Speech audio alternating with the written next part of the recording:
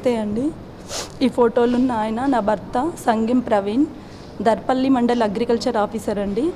ఈయన May 15, 2024 నాడు సడన్గా ఎలక్షన్ డ్యూటీ ముగించుకొని నెక్స్ట్ డే సడన్గా నిద్రలో ఉన్న ఆయన నిద్రలో ఉన్నట్టే చనిపోయారండి.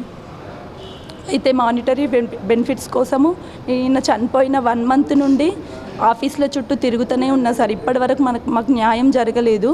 అయితే వీళ్ళ ఆఫీసర్ ఎవరైతే ఉన్నారో సదరు ఏడీఏ గారు పిండి ప్రదీప్ గారి దగ్గరికి వెళ్ళి మా మానిటరీ బెనిఫిట్స్ కోసం ఆయనను అడగడం జరిగింది నేను. అయితే సరే చేస్తాను, అయితే నేను వరంగల్ నుంచి నాకు నచ్చిన తను నేను రప్పిస్తాను, అతనే చేస్తాడు, అతను చేస్తేనే నేను సాటిస్ఫై అవుతా, దానికి గాను 25,000 ఇవ్వాల్సి వస్తుంది మీరు అని చెప్పేసి అతను మమ్మల్ని అడగడం జరిగింది. నాకు పని కావాలి సరేలే అని చెప్పేసి నేను బాధలో ఉన్నా కూడా అతనికి 10,000 తీసుకొచ్చి ఇచ్చాను సార్. అతను వర్క్ చేశాడు, కొన్ని వర్క్స్ చేశాడు, అవి కూడా ఇప్పటి వరకు పూర్తిగా కంప్లీట్ కాలేదు, అసంపూర్తిగానే చేసి ఫైల్స్ అన్నీ రిటర్న్ వస్తూ ఉన్నాయి. పెన్షన్ పేపర్స్ కూడా 2 సార్లు వాపస్ వచ్చాయి సార్.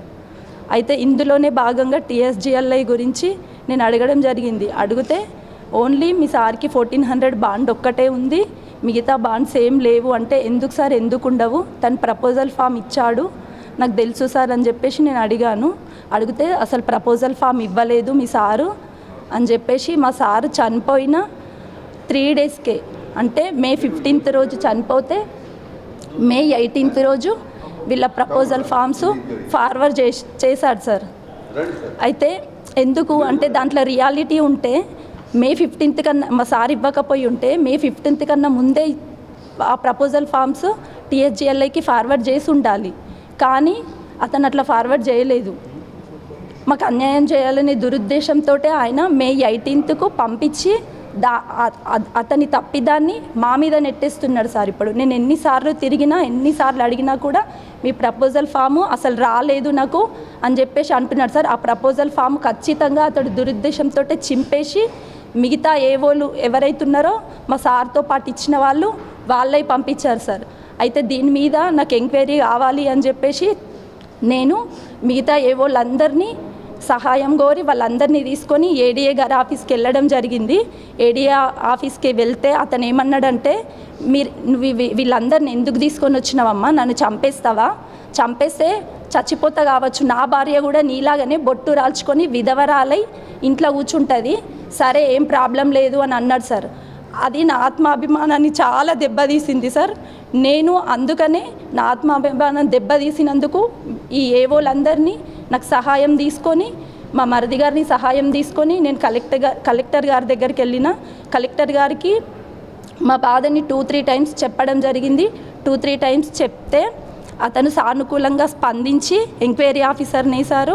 ఎంక్వైరీ ఆఫీసర్ ఎంక్వైరీ చేసి రిపోర్ట్ కూడా వచ్చింది. రిపోర్ట్ వచ్చిన తర్వాత రిపోర్ట్లో సదరు ఏడీఏది మరియు జూనియర్ అసిస్టెంట్ నవీన్, ఏడీఏ గారు పిండి ప్రదీప్ గారిది, వీళ్ళిద్దరిది ఖచ్చితంగా తప్పిదం ఉంది. వాళ్ళ తప్పిదం వల్ల వీళ్ళ ఫ్యామిలీ ఆర్థికంగా నష్టపోయింది, వీళ్ళ మీద డిసిప్లినరీ యాక్షన్ తీసుకోవాలి అని చెప్పేసి దాంట్లో ఎంక్వైరీ రిపోర్ట్లో రాసిండ్రు సార్.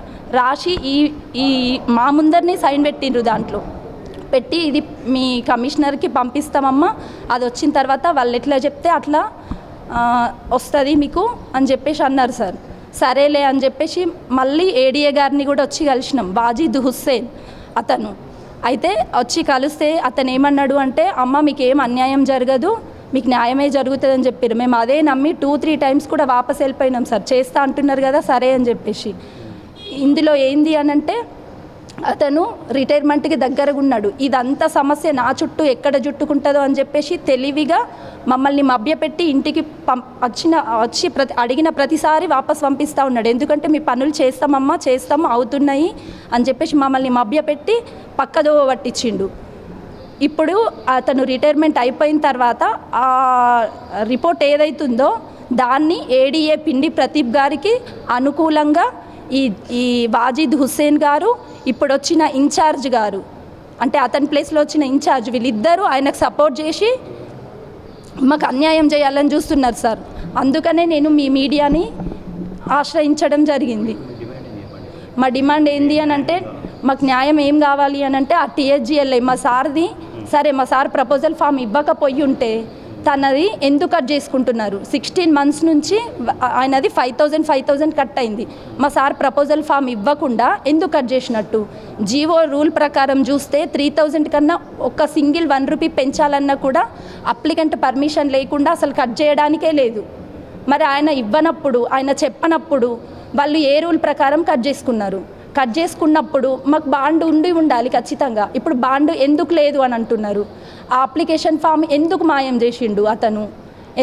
ఎందుకో కూడా మాకు తెలుసు సార్. ఎందుకు అని అంటే అతను మా సార్ ఉన్నప్పుడు పంపించకుండా అతని నెగ్లిజెన్స్ తోటి పంపించకుండా ఆయన చనిపోయిన తర్వాత ఆయన గుర్తొచ్చి 15th చనిపోతే 18th పంపించిండు.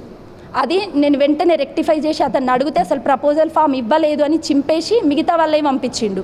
ఈ విషయంలో ఖచ్చితంగా నాకు న్యాయం జరగాలి సార్. ఎందుకు అని అంటే నాకు చిన్న పిల్లలు ఉన్నారు, చాతగాని మా అత్త మామలు ఉన్నారు, మా సార్ వాళ్ళ అమ్మమ్మ ఉంది. వీళ్ళందరినీ చూసుకునే బాధ్యత సాధారణ గృహిణినైనా నా పైన పడింది. అది ఇప్పుడు పెన్షన్, ఫ్యామిలీ పెన్షన్ కానీ ఇంకా ఏ పెన్షన్ కానీ ఇప్పటి వరకు కూడా ఏ ఒక్కటి కూడా రాలేదు సార్.